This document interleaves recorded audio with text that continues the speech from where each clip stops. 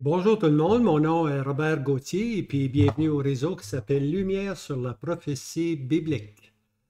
Euh, Avant de prendre la deuxième prophétie de Amos, parce qu'il y en a eu 8 je pense, j'ai eu une question ici assez intéressante sur le cri de minuit. OK, on m'a posé une question sur le cri de minuit. Alors, si vous permettez, on va commencer. On va aller dans ici dans le petit coin, là, dans notre médaillon, le petit coin à droite, me voici. Et puis, à main nuit, il eut un cri. Voici l'époux vient. OK? Alors, la question, ce cri de main nuit doit-il se faire avant l'enlèvement? Alors, en d'autres mots, avant que l'enlèvement des saints ait lieu, est-ce qu'on va avoir un autre signe ou un cri de main nuit, un dernier cri auquel le Seigneur va nous réveiller, pour ainsi dire, puis nous dire, hey, réveillez-vous, je m'en viens. C'est ça qui est la question, je pense. Alors, on va voir c'est quoi le cri de main nuit, à savoir s'il a eu lieu, s'il a déjà eu lieu ou s'il va en avoir un autre. C'est ça qu'on va voir. On va laisser la parole de Dieu nous enseigner là-dessus. Alors, voici la question souvent posée. C'est un passage dans Matthieu 25, versets 1 à 13, en rapport avec les 10 vierges. Hein? Et puis, on lit ceci, veillez donc, car vous ne savez ni le jour ni l'heure. Okay? Alors, l'exhortation, c'est de toujours être prêt, de veiller, car vous ne savez ni le jour ni l'heure, ni la minute ni la seconde, bien-aimé. Alors, c'est ça que le Seigneur Jésus enseigne. Maintenant, au chapitre 24, c'est-à-dire le chapitre précédent avant l'exhortation pour les 10 vierges, on voit ici au verset 42, au verset 44, le Seigneur avait dit ceci. Veillez donc, car vous ne savez pas à quelle heure votre Seigneur vient. Mais sachez ceci, que si le maître de la maison eût su à quelle veille le voleur devait venir, il eût veillé et n'eût pas laissé percer sa maison. C'est pourquoi vous aussi soyez prêts, car à l'heure que vous ne pensez pas, le Fils de l'homme doit venir. Maintenant, ici, on voit le Seigneur qui doit venir comme un voleur, okay? Un voleur dans la nuit, pour ainsi dire. Hein? Il faut être prêt. Mais pour nous, les chrétiens qui avons connu le Seigneur Jésus et puis l'œuvre de la croix, nous n'attendons pas le Seigneur comme un voleur. Le Seigneur vient parce qu'on l'attend. Le voleur vient, on ne sait pas quand. Mais le Seigneur Jésus nous a dit de l'attendre. Okay? Alors, l'expression un voleur dans la nuit, c'est pour les jugements. Ce n'est pas pour la bienheureuse espérance du retour du Seigneur Jésus. Okay? Maintenant, ce passage-là dans Matthieu 24, vous allez voir, parle du Fils de l'homme. C'est pourquoi vous aussi ne soyez prêts, car à l'heure où vous ne pensez pas, le Fils de l'homme vient. Ici, le Fils de l'homme vient. Je vais prendre ici mon pointer. Highlighter. Ici, le Fils de l'homme vient là. Alors, le Fils de l'homme, c'est une expression assez particulière. OK? Quand le Seigneur Jésus est venu, il était l'homme de douleur, l'homme de souffrance. Okay? Mais l'expression le Fils de l'homme, c'est quand le Seigneur Jésus doit revenir pour régner sur la terre. À ce moment-là, il prend le titre, le Fils de l'homme. Alors ici, la question, c'est quand le Fils de l'homme vient. C'est pas quand, ici, le Fils de l'homme vient, là. C'est pas quand le Seigneur Jésus vient. C'est quand le Fils de l'homme. Le Seigneur Jésus vient pour enlever l'Église. Il vient pour les croyants, mais comme Fils de l'homme, il revient avec les croyants. Okay? Alors ici, le passage qui nous intéresse, c'est lorsque le Fils de l'homme vient. Okay? Quand le Seigneur Jésus va revenir avec les croyants, qu'est-ce qui va arriver? Alors ici, la question est la venue du Fils de l'homme venant en gloire. OK, pour établir son royaume. Alors, quand le Seigneur Jésus revient en gloire, c'est qu'il revient avec ses saints. Il est venu pour ses saints, puis son apparition est avec ses saints. Quand il se fait connaître au monde, il est avec les saints. On appelle ça sa venue, son apparition. OK? Alors ici, dans le passage qu'on vient dans Matthieu 24, il est parlé du déluge. Le Seigneur va donner l'exemple du déluge. Hein? Matthieu 24, verset 39. Et il ne connut rien jusqu'à ce que le déluge vint et les emporta tous. Ainsi sera aussi la venue du Fils de l'homme. On a encore l'expression ici, ainsi sera la venue du Fils de l'homme. Hein? Alors, quand le jugement est venu, personne ne le sut. OK? Puis aussi sera la venue du Fils de l'homme. Le Seigneur Jésus va venir et puis il va emmener le jugement. Puis il ajoute, OK, vers Matthieu 24, versets 40 à 41, il ajoute ceci. C'est exactement la suite. C'est les versets suivants. Alors, deux hommes seront au champ, l'un sera pris et l'autre laissé. Ça, c'est le premier exemple. Deux femmes moudront à la meule. L'une sera prise et l'autre laissée. Maintenant, ce passage-là, c'est la venue du Fils de l'homme. Hein, lorsque le Fils de l'homme va venir, un sera pris puis l'autre sera laissé. C'est pas l'enlèvement ici. C'est pas l'enlèvement de l'Église. C'est le Fils de l'homme. Quand il va venir régner, un va être pris puis l'autre va être laissé. Alors, comme je disais, ce n'est pas la venue en grâce du Seigneur. Ça, c'est l'enlèvement des chrétiens. Hein? Mais bien sa venue comme Fils de l'homme. Puis quand je parle de Fils de l'homme, c'est une venue, c'est une manifestation en caractère de jugement. Okay? L'apparition du Fils de l'homme va être un jugement qui va s'effectuer sur les gens qui sont là. Alors, s'il y a deux hommes dans le champ, l'un sera pris et l'autre sera laissé. Qu'est-ce que ça peut bien dire? Alors, l'un sera pris et l'autre laissé, c'est-à-dire qu'un est pris pour le jugement, le Fils de l'homme, un est pris pour le jugement et l'autre est laissé pour entrer dans le règne millénaire. Okay? Un est enlevé dans un sens, un est pris, mais c'est pour le jugement, c'est pas l'enlèvement de l'Église. L'enlèvement de l'Église, c'est la bienheureuse espérance. On s'en va finalement dans la présence du Seigneur Jésus, dans la maison du Père. Mais ici, c'est complètement différent. C'est le Fils de l'homme.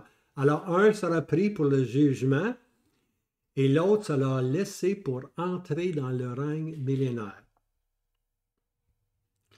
Alors, l'une sera prise et l'autre laissée. Parmi les deux femmes, l'une sera prise et l'autre sera laissée. Okay? C'est-à-dire qu'une est prise pour le jugement, puis l'autre entrera dans la bénédiction du règne terrestre de Christ.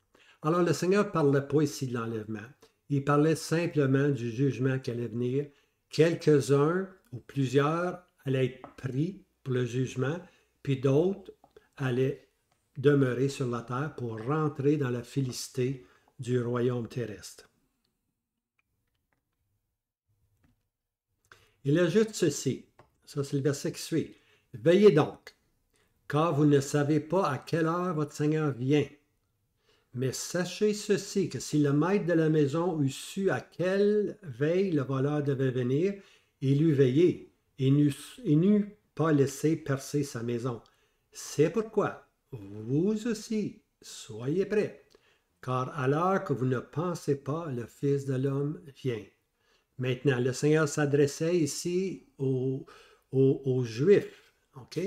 Mais on peut prendre la leçon pour nous aussi, qui attendons non pas le jugement, mais la venue glorieuse, la venue bénie du Seigneur Jésus, hein, la bienheureuse espérance. Alors nous aussi, il faut être prêts, il faut veiller. Alors c'est ça qui est l'enseignement ici. Autant eux doivent être prêts, autant nous maintenant, parce que l'Église, c'est une parenthèse. Hein? Dieu va recommencer son histoire avec le peuple Israël. Il va leur dire ceci. Mais présentement, Dieu, par l'Esprit Saint, nous dit, vous aussi, soyez prêts. Hein? Nous, on attend le Seigneur Jésus pour nous prendre avec lui pour toujours. Alors, ici, à ce moment-là, après avoir dit ces paroles, le Seigneur Jésus va ajouter 3 paraboles. Alors, il faut prendre le chapitre 24 et le chapitre 25 là, comme des enseignements, mais qui se suivent. Okay? Alors ici, ce qu'on voit là, c'est le Seigneur va nous parler de 3 paraboles qui nous doivent nous enseigner à attendre. Okay? Que ce soit à attendre le Seigneur, la bienheureuse espérance, ou attendre la venue du Fils de l'homme. Les paraboles-là sont bien expliquées. Vous allez voir. Il y en a 3. La première, c'est l'esclave fidèle et vivant. OK? Puis la deuxième, c'est les 10 vierges ayant pris leur lampe. Hein? Puis au milieu de la nuit, ou sur minuit, il y a eu un cri. Et puis troisième parabole, c'est les talents. On va les prendre rapidement tantôt.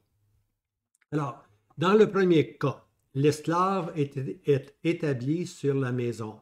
Alors, on lit ceci, que son maître a établi sur les domestiques. Hein? Qui donc est l'esclave fidèle et prudent que son maître a établi sur les domestiques. Alors, se met en phase ici sur les domestiques.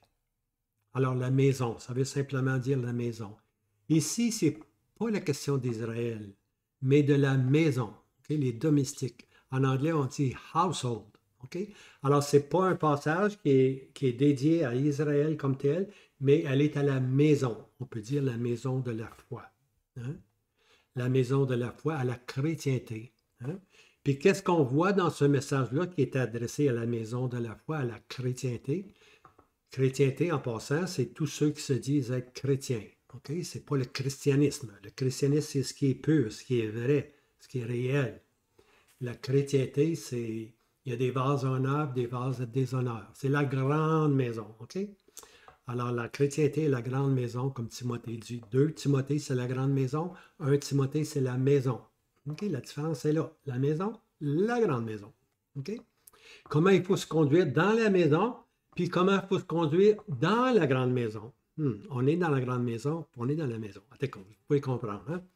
Alors, il y a beaucoup d'enseignements dans 2 Timothée, lorsqu'on vit des temps où l'homme est peu fidèle, comment on peut se conduire dans cette maison-là. Okay?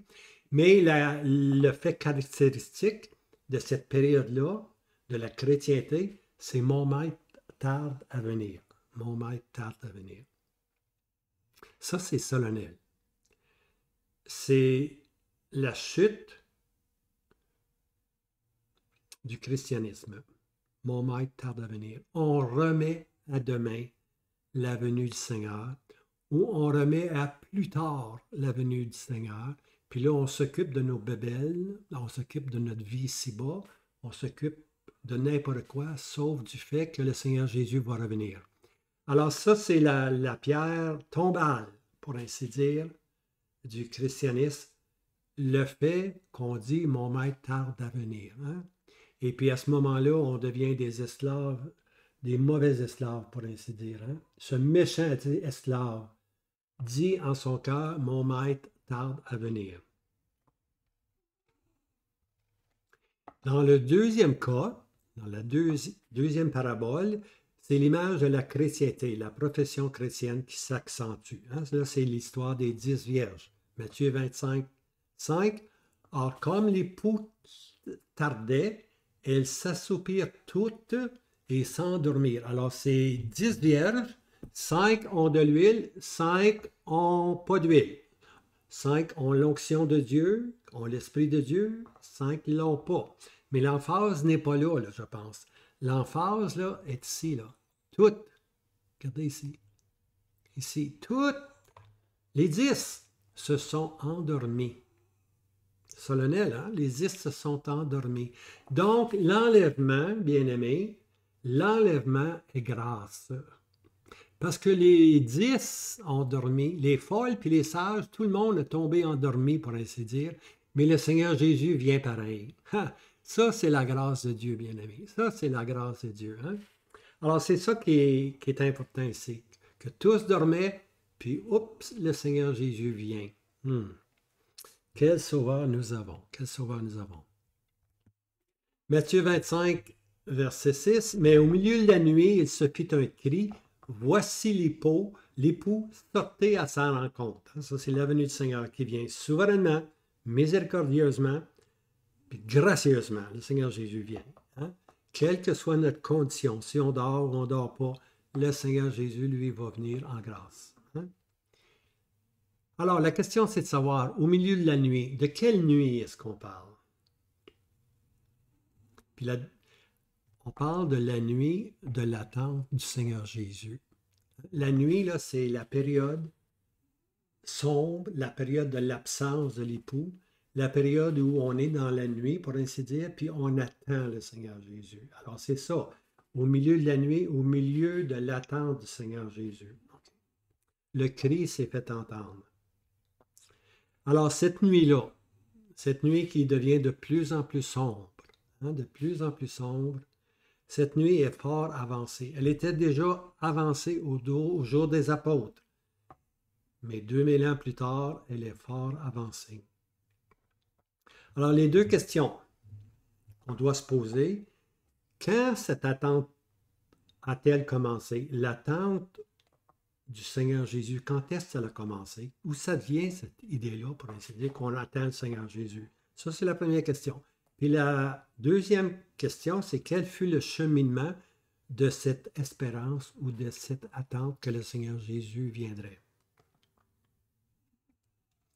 Alors, dès que la chrétienne a commencé, aussitôt que les chrétiens ont commencé, ça, on parle de la Pentecôte, on parle de Acte 2, la venue imminente du Seigneur Jésus fut annoncée par les apôtres et les prophètes. C'était une des premières choses. OK, il y avait le pardon des péchés, l'Évangile était annoncé, mais avec l'Évangile était la bienheureuse espérance que le Seigneur Jésus peut venir d'un instant à l'autre. D'une seconde à l'autre, le Seigneur Jésus peut venir. C'est ça qui était l'espérance que les apôtres ont inculquée, pour ainsi dire, aux nouveaux chrétiens qui se convertissaient. Oui, vos péchés sont pardonnés, c'est vrai, mais en attendant le Seigneur, on attend le Seigneur Jésus qui peut venir n'importe quel moment. Hein? Puis les morts en Christ vont premièrement ressusciter, puis nous, les vivants, nous serons ravis dans un instant, dans un clin d'œil, dans la venue du Seigneur. C'est ça que les apôtres ont enseigné. Alors, aucun événement n'est mentionné qui doit précéder l'enlèvement de l'assemblée.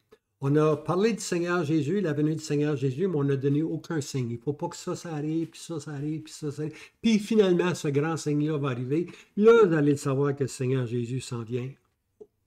Aucun signe nous est donné. Aucun événement nous est énoncé.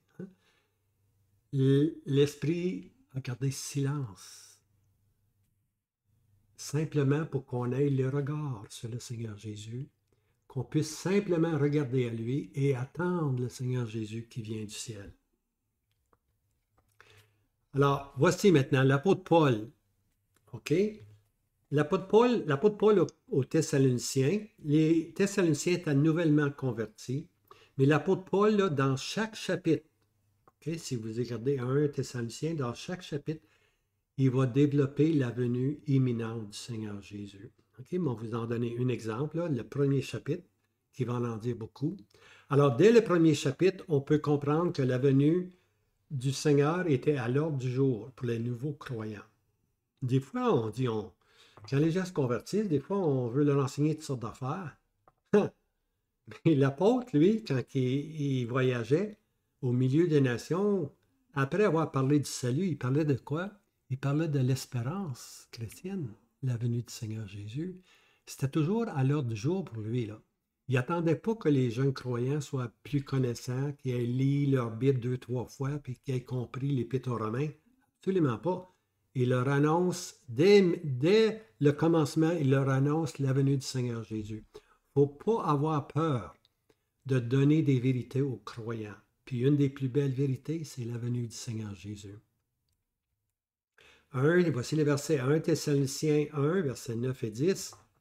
Car eux-mêmes, ceux de la Thessalonique, toute la province pour ainsi dire, car eux-mêmes racontent de nous quelle entrée nous avons eue auprès de vous. Alors, l'entrée, c'est les apôtres qui sont allés au milieu des Thessaloniques. Quelle entrée nous avons eue auprès de vous et comment vous vous êtes tournés. Il va y avoir 3 verbes ici. Comment vous êtes tournés Ça, c'est la conversion des idoles vers Dieu pour servir le Dieu vivant et vrai. C'est ce que les Thessaloniciens avaient fait. Ils s'étaient tournés des idoles, hein, ou d'une religion, ou d'une façon de faire, ou des habitudes, ou des coutumes, si on peut dire. Ils s'étaient tournés de tout ceci. Ils avaient entendu l'Évangile, ils avaient entendu la Bible, pour ainsi dire, puis s'étaient tournés vers Dieu. La conversion, c'est on se tourne vers Dieu. Puis on met de côté les idoles, puis on commence à servir le Dieu vivant et vrai. On reconnaît le seul Dieu, le Dieu vivant et vrai. Ça, c'est une vraie conversion. OK? Il n'y a pas juste la conversion, il y a un autre verbe. Pour attendre des cieux,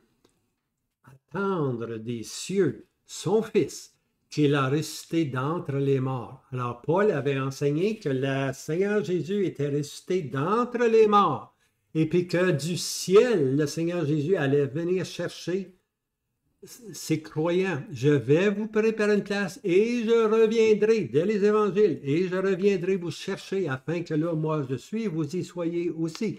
Alors, ils avaient enseigné ceci aux Thessaloniciens. Puis qu'est-ce que les Thessaloniciens faisaient? Ils attendaient des cieux son Fils qu'il a ressuscité d'entre les morts. Maintenant, leur attente n'était pas passive, leur attente était de communiquer aux autres personnes à Thessalonique comment ils avaient été sauvés par la grâce de Dieu, puis que maintenant, ils attendaient des cieux le Seigneur Jésus, que Christ était ressuscité et que Christ reviendrait bientôt. Hein? Son Fils qu'il a ressuscité d'entre les morts, Jésus. Alors, son Fils, c'est Jésus, qui nous délivre de la colère qui vient. Ça, c'est un autre verbe, délivrer. Qui nous délivre de la colère qui vient. La colère qui vient, bien-aimés, c'est les jugements. La colère qui vient, c'est la grande tribulation. La colère qui vient, c'est qu'elle vient contre ceux qui ont rejeté l'Évangile, qui ont mis sous leurs pieds l'Évangile de la grâce de Dieu. Alors Dieu a promis qu'on ne passera pas par ces temps terribles-là qu'on appelle les troubles de Jacob, hein, la grande tribulation, mais que Jésus lui-même allait nous délivrer de la colère qui vient. Est-ce que la colère vient? Oui, bien-aimé, la colère vient.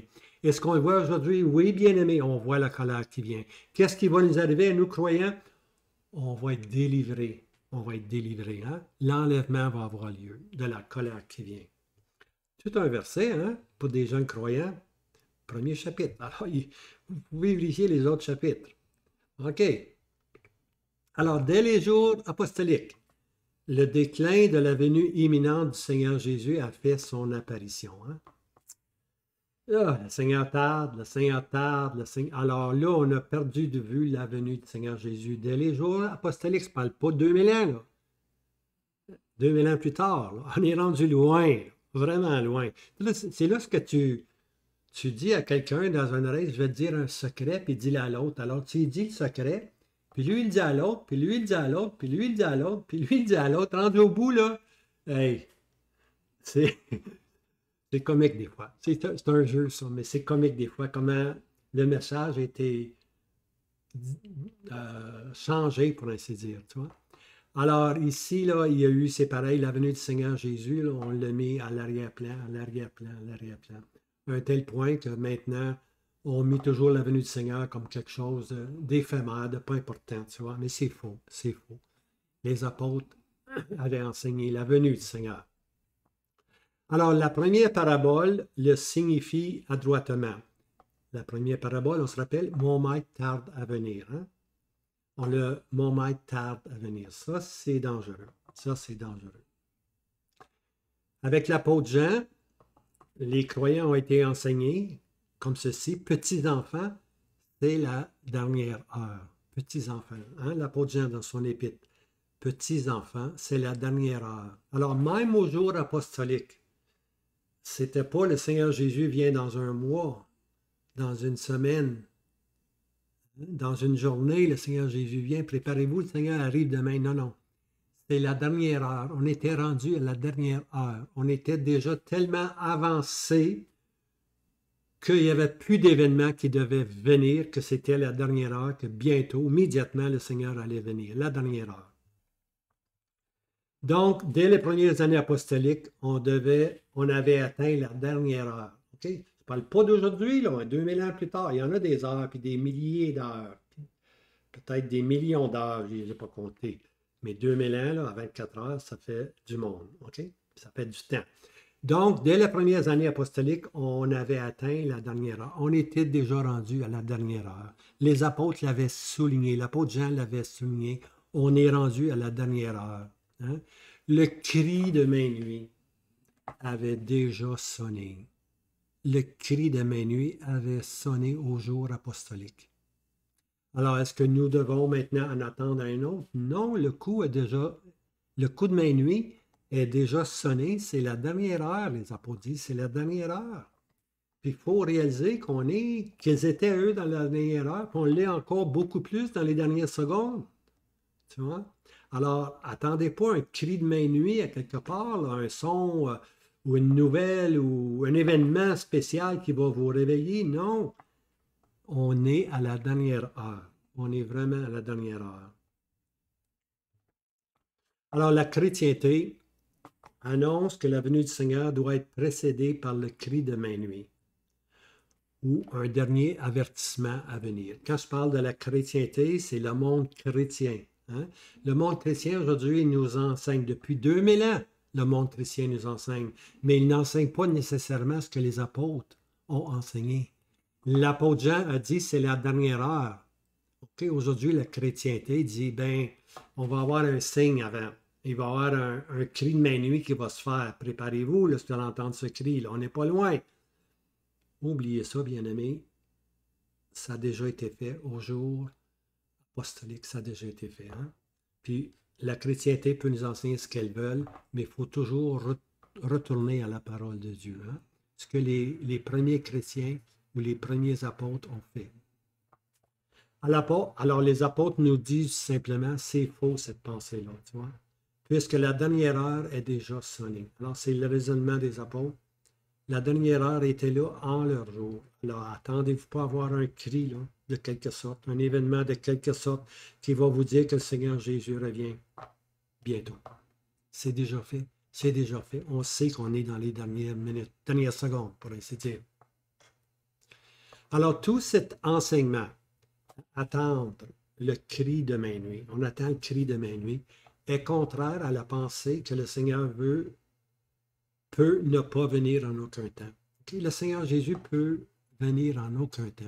Alors lorsqu'on dit que ça ne se passera pas de mal, ça ne peut venir en aucun temps, c'est faux cet enseignement-là.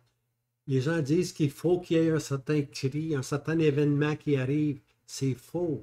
C'est faux. Tout cet enseignement-là est faux. On n'a pas besoin d'un dernier cri. Il a déjà été donné le dernier cri au jour des apôtres. C'était la dernière heure. Alors, cette pensée-là, qu'on doit attendre un événement ou on doit attendre un cri, le dernier cri, le cri de minuit ou le cri au milieu de la nuit, cette pensée-là sème une mauvaise semence. C'est de la mauvaise semence, bien aimé. Le temps n'est pas encore aujourd'hui. Ça, c'est la semence. C'est pas encore le temps. C'est pas pour aujourd'hui que le Seigneur Jésus revient. C'est ça qui est subtil lorsqu'on dit qu'on doit attendre un cri de minuit ou un événement prophétique. C'est très subtil. Ça met dans nos cœurs la pensée que le Seigneur, il ne s'en vient pas tout de suite. On a le temps de faire ci, on a le temps de faire ça. Alors, l'Église peut tomber endormie, sommeiller, ou elle peut simplement se bercer, relaxer, avoir communion avec le monde, et puis être dans le monde comme les autres. Et puis le chrétien ne fait pas la différence. Hein? Il n'est plus la lumière qui est sur une table pour éclairer, il est simplement comme étourdi, endormi. C'est ça que ces enseignements-là veulent nous subtilement nous enseigner. Il faut attendre un cri, il faut attendre un événement. Après ça, on peut se réveiller. C'est complètement faux. Alors, la deuxième parabole des 10 vierges a touché ou touche ce point. Hein? Alors, ils s'étaient endormis, les 10 s'étaient endormis.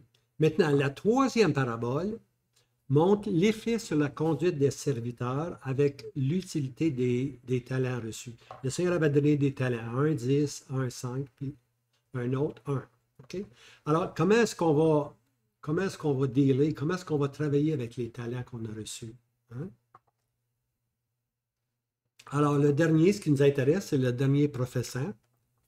On peut dire que le dernier, qui avait un talent, était un professant, un soi-disant croyant. Hein? Et c'est la chrétienté dans le fond. Mais on voit une chose, qu'il ne connaît pas le maître. Mais Robert, comment tu fais pour dire qu'il ne connaît pas le maître? Ben, c'est bien simple, regardez ici le Matthieu 25, verset 4. Et celui qui avait reçu un talent vint aussi et dit, Maître, je te connaissais, que tu es un homme dur, moissonnant où tu n'as pas semé et recueillant où tu n'as pas répandu. Alors, ce soi-disant croyant-là, hein, ce dernier professant qui a un talent, comment est-ce qu'il connaît? Il ne connaît pas le Seigneur parce qu'il dit, je sais que tu es un homme dur, un homme austère, un homme sévère. Puis tu moissonnes où tu n'as pas semé, puis tu recueilles où tu n'as pas Hey, ce gars-là, là, il ne connaissait pas le Seigneur, tout simplement. Parce que si tu es un croyant, si tu es un vrai chrétien, tu sais très bien que le Seigneur Jésus n'est pas un homme dur. Alors on voit que lui ne connaissait pas le Seigneur. Hein? Et il trouvait que le Seigneur était un homme dur, moissonnant où il n'a pas semé, hein? Recueillant où il n'a pas répandu. Alors la profession chrétienne, c'est-à-dire ceux qui se disent chrétiens, ceux qui n'ont pas l'huile, ceux qui n'ont pas l'onction de l'esprit, est justement appelé ici un esclave inutile. Et sa destinée, c'est les ténèbres. Matthieu 25, 30. Et jetez l'esclave inutile dans les ténèbres de dehors. Là seront les pleurs et les grincements de dents. Alors cet homme-là n'avait jamais connu le Seigneur Jésus. Il avait professé tout simplement être dans les grâces de Dieu, mais il ne l'a jamais connu. Il l'a appelé un maître dur, un maître austère. Alors l'Esprit de Dieu, les apôtres et puis les saintes Écritures s'harmonisent pour nous dire qu'aucun événement prophétique ne doit nécessairement se produire. Aucun cri que ce soit ne viendra nous avertir d'être prêts pour la venue imminente du Seigneur. Arrêtons de regarder pour des signes. Là, je parle de la prophétie, là, les gens regardent pour des signes, pour des signes. Ah oui, le Seigneur est proche, regarde tel signe. Il n'y en aura pas de signes. Okay? Il peut y avoir des événements qui se passent, mais il ne faut pas regarder les événements plus qu'il faut. Par la foi, on comprend que le Seigneur Jésus va venir. Okay? Alors ici, là, il ne faut pas se fier simplement à... Il ne faut pas attendre certains mouvements, pour ainsi dire, pour nous dire réveillez-vous. C'est le temps, c'est l'heure de se réveiller, pour ainsi dire. Hein? Alors ici, on n'a pas besoin de rien. On est exhorté par les apôtres, par l'Esprit Saint, à attendre le Seigneur Jésus. Aucun cri de minuit, aucun événement à venir. Et puis, on termine avec Apocalypse 22, verset 17. Et l'Esprit et l'Épouse disent, viens. Et que celui qui entend dise, viens. Regardez bien ici. Que celui qui entend dise, viens. Ça veut dire le plus faible des chrétiens ou le plus jeune converti peut dire, viens Seigneur Jésus. On a vu ça dans Thessaloniciens, des jeunes convertis, puis ils pouvaient déjà dire, viens Seigneur Jésus. Alors c'est comme ça que l'Apocalypse se termine. Le plus faible des croyants, hein? Le plus jeune des convertis, le nouvellement converti, pour ainsi dire, peut dire, viens Seigneur Jésus. Hein? Et puis,